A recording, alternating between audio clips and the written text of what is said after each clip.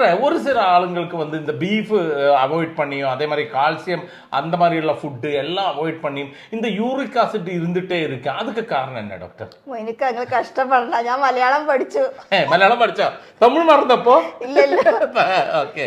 അപ്പൊ എന്താ അതിനുള്ള കാരണം എന്താണ്? അതായത് ചില ആളുകൾക്ക് വന്നിട്ട് ബീഫ് ഒഴിവാക്കുന്നുണ്ട്, കാൽസ്യം ഒഴിവാക്കുന്നുണ്ട്, എല്ലാം ഒഴിവാക്കിയിട്ടും ഈ യൂറിക് ആസിഡ് മാറാത്തതിനുള്ള കാരണം എന്താ? ഇതിൽ പ്രധാന റീസൺ എന്ന് പറഞ്ഞു കഴിഞ്ഞാല് നമ്മുടെ വയറിൽ ഉണ്ടാവുന്ന പ്രശ്നങ്ങൾ ഉള്ള അസുഖമുള്ള ആൾക്കാർക്ക്, ദഹനത്തിന്റെ പ്രശ്നങ്ങളുള്ള ആൾക്കാർക്ക്, അതേപോലെ തന്നെ നമ്മുടെ ഫാറ്റി ലിവർ ഉള്ള ആൾക്കാർക്ക്, അതേപോലെ തന്നെ ഈ കോളൈ പറഞ്ഞ ബാക്ടീരിയാസ് നമ്മുടെ കുടലിൽ അധികമായിട്ടിരിക്കുന്ന സമയത്തൊക്കെ ഈ യൂറിക് ആസിഡിന്റെ പ്രൊഡക്ഷൻ കൂടുകയും അതുകൊണ്ട് ഈ അസുഖം മാറാതിരിക്കുക. അപ്പൊ അതുകൊണ്ട് തന്നെ ഇതിന്റെ മൂലകാരണം കണ്ടുപിടിച്ചിട്ട് ട്രീറ്റ്മെന്റ് ചെയ്താലേ ഇത് പൂർണ്ണമായിട്ട് മാറുള്ളൂ. ഓക്കെ. അപ്പൊ നമ്മുടെ കൂടെ ഉള്ളത് ഡോക്ടർ പ്രിൻസി ഖദീജ ഫാത്തിമ, മലപ്പുറം ജില്ലയിലെ പാണ്ടിക്കാടുള്ള ഡോക്ടർ ബാസിൽ ഹോമിയോ ക്ലിനിക്കിലെ സീനിയർ കൺസൾട്ടന്റ് ആണ്. ഇതിനു മുമ്പ് നമ്മുടെ ഒരു വീഡിയോയിൽ വന്നിട്ടുണ്ടായിരുന്നു. ഡോക്ടർ ബേസിക്കലി തമിഴ്നാടാണ്, പക്ഷെ ഇപ്പം മലയാളം പഠിച്ചിരിക്കുന്നു. അപ്പൊ ഡോക്ടറെ, ഈ യൂറിക് ആസിഡ് വരാനുള്ള കാരണം എന്തൊക്കെയാണ്? പ്രധാനമായിട്ടും യൂറിക് ആസിഡ് വലിയൊരു വില്ലനൊന്നല്ല. ഇത് നമ്മുടെ ശരീരത്തിന് ആവശ്യമുള്ള സാധനം തന്നെയാണ്. പക്ഷെ നമ്മൾ കഴിക്കുന്ന ഭക്ഷണത്തില് അല്ലെങ്കിൽ പ്രോട്ടീൻസ് ഒക്കെ കൂടുതലുള്ള ഭക്ഷണത്തില് പ്യൂറിൻ എന്ന് പറഞ്ഞൊരു കണ്ടന്റ് ബ്രേക്ക് ഡൗൺ ചെയ്തിട്ട് അതിന്റെ ഒരു വേസ്റ്റ് മെറ്റീരിയൽ ആയിട്ടാണ് അല്ലെങ്കിൽ അതിന്റെ ഒരു വേസ്റ്റ് ആയിട്ടാണ് യൂറിക് ആസിഡ് പ്രൊഡ്യൂസ് ചെയ്യുന്നത്. ഇത് ഭക്ഷണങ്ങളുടെ കാര്യം. പക്ഷെ നമ്മൾ തിരിച്ചു വരുന്നത് നമ്മുടെ ശരീരവും യൂറിക് ആസിഡ് പ്രൊഡ്യൂസ് ചെയ്യും. അതായത് നമ്മുടെ DNA-സിലൊക്കെ ഈ പ്യൂറിന്റെ കണ്ടന്റ് ഉണ്ട്. അതായത് ലിവറിലും അതേപോലെ ഇൻഡസ്ട്രൈനിലൊക്കെ ചെറിയ രീതിയിൽ യൂറിക് ആസിഡ് പ്രൊഡ്യൂസ് ചെയ്യും. അപ്പൊ നമ്മൾ കഴിക്കുന്ന ഭക്ഷണങ്ങൾ അതെന്തോ ആയിക്കോട്ടെ, അതിന്റെ ഫംഗ്ഷനൊക്കെ തീർന്നിട്ട് ഇപ്പൊ യൂറിക് ആസിഡ് കുറച്ച് നമ്മുടെ ശരീരത്തിൽ വേണം ഇമ്മ്യൂണിറ്റിക്കൊക്കെ വേണ്ടിയിട്ട്. അപ്പോൾ ഈ കഴിക്കുന്ന ഭക്ഷണങ്ങൾ ദഹിച്ചതിനൊക്കെ ശേഷം ഇത് ലിവറിൽ പോയി തിരിച്ച് വരുന്ന സമയത്ത് ഈ യൂറിക് ആസിഡ് ആണ് ഈ വേസ്റ്റ് മെറ്റീരിയൽ എല്ലാം നമ്മുടെ ശരീരം വലിച്ചെടുത്തിട്ട് ബാക്കി വരുന്ന വേസ്റ്റിനെ നിർവീര്യമാക്കാൻ സഹായിക്കുന്നത് യൂറിക് ആസിഡ് ആണ്. പക്ഷെ ഇത് നമ്മുടെ ശരീരത്തിൽ നിന്ന് ഈ വേസ്റ്റ് പോകുന്നതിന്റെ കൂടെ തന്നെ മൂത്രത്തിലൂടെ പുറന്തള്ളണം. അങ്ങനെ തള്ളാതെ വരുമ്പോഴാണ് ഇത് കെട്ടിക്കിടന്നിട്ട് യൂറിക് ആസിഡ് ഉണ്ടാകുന്നത്. അതിന് പല കാരണങ്ങളുണ്ട്. അതിലൊന്ന് ഫുഡ്, നമ്മൾ എല്ലാവർക്കും യൂഷ്വലി അറിയുന്ന ഒരു സാധനങ്ങളാണ്. പ്രോട്ടീന് കൂടുതലുള്ള ഫുഡുകളൊക്കെ ഒഴിവാക്കുക. അതൊക്കെ നമ്മൾ കൃത്യമായിട്ട് ശ്രദ്ധിക്കുക. വ്യായാമം അതൊരു ഇമ്പോർട്ടൻ്റ് ആയ ഘടകമാണ്. പിന്നെ ഡയറ്റ്, അത് നമ്മൾക്ക് ഒരുവിധമൊക്കെ എല്ലാവർക്കും അറിയാം. പിന്നെ നമ്മൾ ചെയ്യേണ്ട ഒരു കാര്യം എന്ന് പറഞ്ഞാൽ സ്ട്രെസ് കുറയ്ക്കാം. പിന്നെ എന്താണ്, വെള്ളം നന്നായിട്ട് കുടിക്കുക. അതായത് നമ്മുടെ ഓവർ വെയിറ്റ് ഒരു പ്രധാന ഘടകമാണ് ഇതിന്. അപ്പൊ നമ്മുടെ ഭാരത്തിന് അനുസരിച്ചുള്ള വെള്ളം കുടിക്കുക. അതായത് 25 കിലോക്ക് 1 ലിറ്റർ വെള്ളം എന്നുള്ള കണക്കാണ്. എങ്കിൽ മാത്രമേ ഇത് യൂറിനിലൂടെ പാസ് ചെയ്ത് പോവുള്ളൂ. നമ്മളുടെ എല്ലാവർക്കും ഒരു 2 ലിറ്റർ വെള്ളം കുടിച്ചാൽ മതി എന്നുള്ള ഒരു കണക്കാണ്. ഭാരമൊന്നും ഒരു പ്രശ്നമില്ല. പലപ്പോഴും അങ്ങനെയാണ്.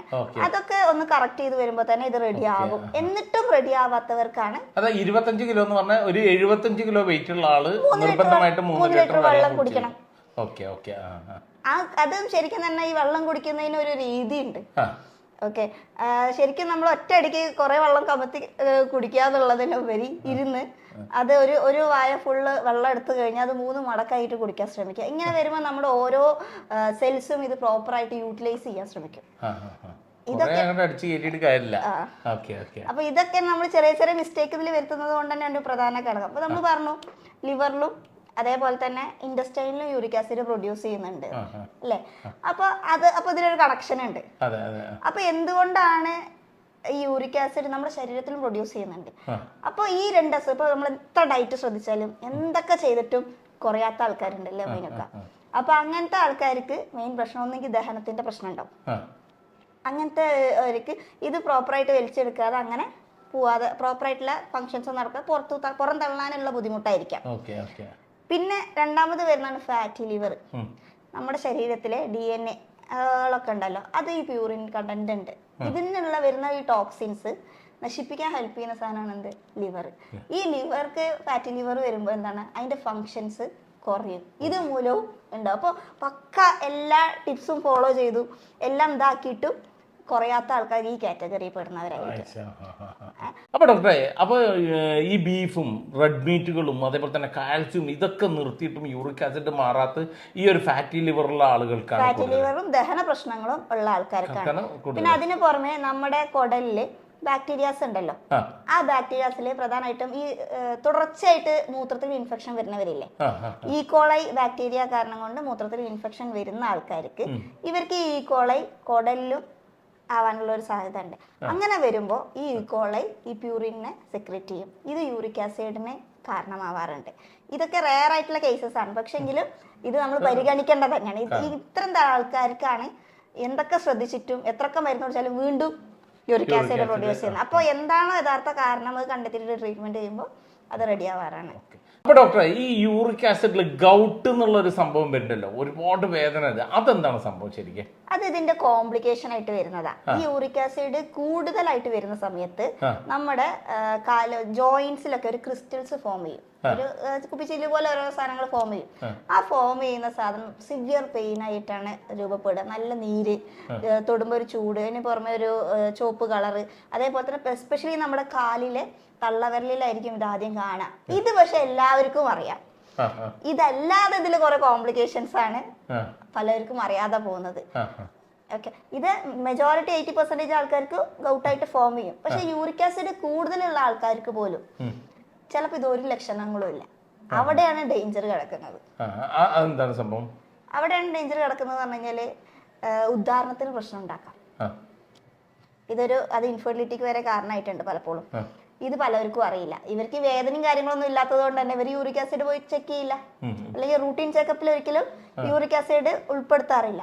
ഹാർട്ടിനെ സംബന്ധിച്ചുള്ള പ്രശ്നങ്ങൾ വരാം, ബ്ലഡ് സർക്കുലേഷനിൽ പ്രശ്നങ്ങൾ വരാം, തൊട്ട് തുടങ്ങി പല രോഗങ്ങളും ഇത് കാരണം കൊണ്ട് തന്നെ. ഈവൻ ഞാൻ പറഞ്ഞില്ലേ, ഇൻഫെർട്ടിലിറ്റിക്ക് വരെ കാരണമാവാം. പക്ഷെ അങ്ങനത്തെ ഒരു കാറ്റഗറി എന്ന് പറയുമ്പോൾ യൂറിക് ആസിഡ് ടെസ്റ്റ് ചെയ്തുമ്പോൾ 10 ഉണ്ടാവും, പക്ഷെ ഇവർക്ക് വേദന ഒന്നും ഉണ്ടാവില്ല.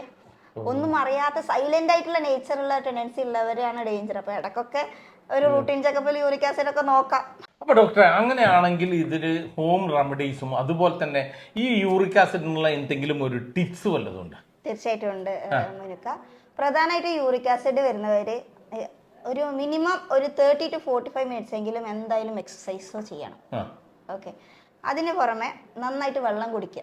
നമ്മൾ നേരത്തെ പറഞ്ഞു 25 കിലോക്ക് 1 ലിറ്റർ വെള്ളം എന്നുള്ള രീതിയിൽ വെള്ളം കുടിക്കുക. പിന്നെ ഭക്ഷണങ്ങളാണ്, അതിൽ പ്രധാനമായിട്ടും നാരുള്ള ഭക്ഷണങ്ങൾ കൂടുതലായിട്ട് കഴിക്കേണ്ടത്.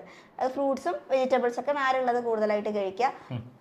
അധികം കൊഴുപ്പില്ലാത്ത പാലും തൈരും ഉൾപ്പെടുത്തുന്നത് നല്ലതാണ്. ഇനി ഒഴിവാക്കേണ്ടതെന്ന് പറഞ്ഞെങ്കിൽ റെഡ് മീറ്റ്, ഹൈ പ്രോട്ടീൻ ഉള്ള ഫുഡുകൾ, അതായത് ബീഫ്, താറാവിറച്ചി, പന്നിയിറച്ചി പോലത്തുള്ള സാധനങ്ങൾ. പിന്നെ ഓർഗൻസ് കിട്ടുമല്ലോ, നമ്മുടെ ഇതിലൊക്കെ പാർട്സുകൾ കിട്ടുമല്ലോ, അത് അതായത് ഹൃദയം, ലിവർ, കിഡ്നി, അങ്ങനത്തെ സാധനങ്ങൾ ഉണ്ടല്ലോ, അത് മാക്സിമം ഒഴിവാക്കുക. പിന്നെ നമ്മൾക്ക് ഇതിൽ പ്രധാനമായിട്ടും പറയുന്നത് മധുരം ഉള്ള ഭക്ഷണങ്ങൾ, കേക്ക്, പിന്നെ അത് ബ്രെഡ് പോലത്തുള്ള സാധനങ്ങൾ മാക്സിമം ഒഴിവാക്കുക.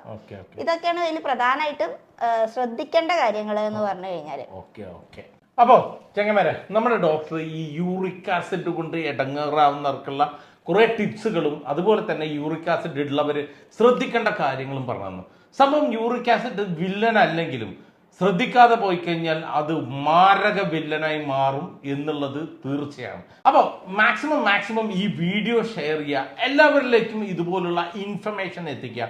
അപ്പോൾ അടുത്ത ഇതുപോലുള്ള ഇൻഫോർമേറ്റീവ് ആയിട്ടുള്ള വീഡിയോ കാണുന്നവരെ ബൈ.